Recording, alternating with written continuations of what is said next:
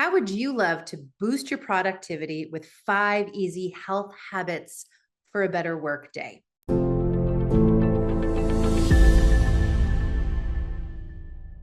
Maybe you've heard of the book Change or Die by Alan Dushman. What they found in these reports was that people facing life or death in terms of quitting smoking or quitting drinking or changing their health habits because of potential stroke or heart attack or cancer, only 1 out of 10 could actually make a change and sustain it, even when their life depended on it.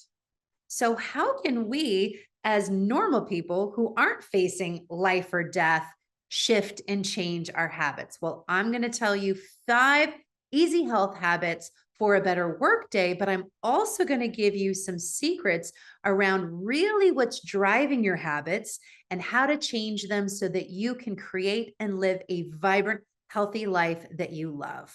Now, if we're meeting for the first time, my name is Jennifer Joy Jimenez. I'm one of the co-founders of the Brave Thinking Institute, and I'm the founder and director of the Health and Wellbeing Division, where I have coached literally hundreds of heart-centered souls from all over the world to shift their results of feeling stuck, burned out, frumpy, frazzled, fried, really not living their best life, into being someone who is on top of the world in peak health and well-being, creating abundance, living your purpose. So how do you bridge that gap?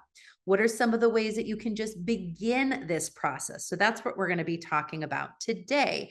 The first thing that's important that you understand is that we believe in people. We know that each one of us is far more powerful and contains more potential than any circumstance, situation, or condition. And we believe that we're spiritual beings having a human experience. And so we're not just operating from our human emotions or our human operating system, or the regular world might call it habits, your habitual way of moving your body, your habitual way of eating. And we all know that if it was just enough to know what to eat, to know that we need to move our bodies, the whole world would be healthy. We wouldn't be dealing with a literal global pandemic of unhealthy people that are not thriving. And there are some ways to make a shift. We want to be more productive, but oftentimes we're productive at the cost of our health, at the cost of our relationships, at the cost of our work-life harmony. And that does not have to be the case. So the first thing to understand is that what is driving your habits isn't the habit itself, isn't the fact that you might be addicted to sugar or the fact that you might be addicted to your workaholism, right? What's driving your behavior are your thoughts. Where do thoughts come from? Our thoughts come from our beliefs. Ultimately, deep down within us, we have empowering beliefs and disempowering beliefs. We have an operating system similar to the device that you are watching this video on. There has been an installed operating system that helps create the lens through which you look at life, through which you operate in your life. And so one of the first places to look if you want to shift your habits and you want to be more productive is, let me challenge my beliefs about being productive. Most people believe that if you work harder, you work longer hours, hence you'll be more productive.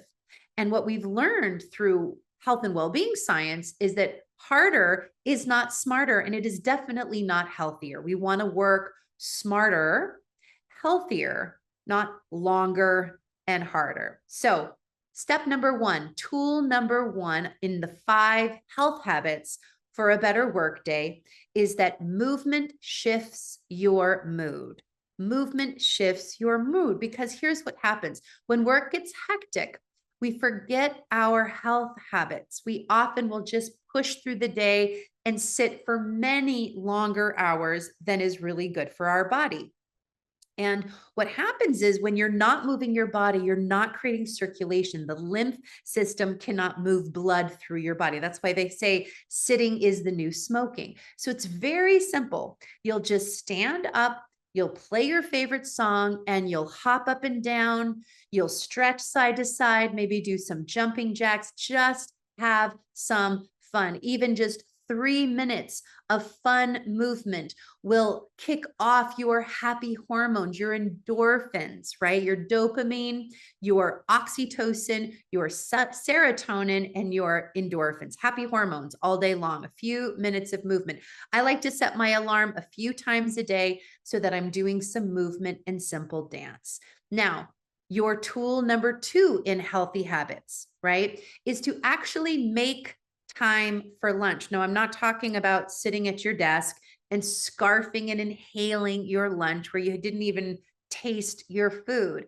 I'm talking about moving outside if the weather permits, separating yourself from your work environment, breathing deeply, actually tasting your food, your ability to transform what you're eating and turn it into proper fuel for your body relies on you being in a rest and digest parasympathetic nervous system response, which means chewing slowly, mixing your food with saliva. Your saliva has digestive enzymes in it that provides the ability for your gut, your stomach, your digestion to assimilate the vitamins, the minerals, the nutrients that your body requires. So if you just take 15 minutes, even 20 minutes at most, to actually chew slowly, smile, be undistracted, right? So not on your phone, not on your computer, just eat and enjoy your food. Good nutrition improves your physical health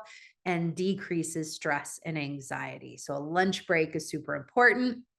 Our third tool, our third health habit is that making minutes matter. You want to allow breaks throughout the day, even if you just stand up, go grab some water, go to the bathroom, and walk back to your desk. Even just 5 minutes of a break where you go outside and sit under the sunlight or put your feet in the grass and on the dirt. Now, of course, that's weather permitting, but a few minutes of a break actually can make a really big difference.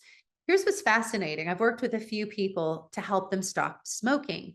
Think about what a smoking break does. You go outside, you get some fresh air for a minute until you start smoking. Then you inhale very slowly and you exhale very slowly. The challenge is there's nicotine involved. If you just do the same thing, but you don't activate the cigarette, you're going to experience a lot of the same mood boosting endorphins and hormones that you are looking for, but you don't need the nicotine to experience that response. So a break with a few powerful deep breaths. It'll help you handle stress, recharge your body, and most importantly, reset your mind.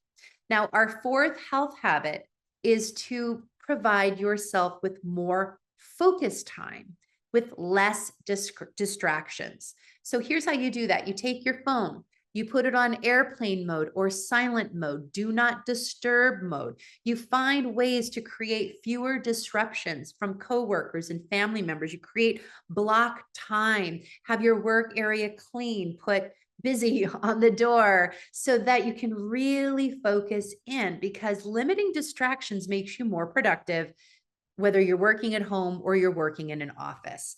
Now, our fifth health habit to help you be more productive is to magnify your gratitude, creating small wins throughout the day. Maybe just keep a journal next to your workspace where you write down a win or something that you're grateful for.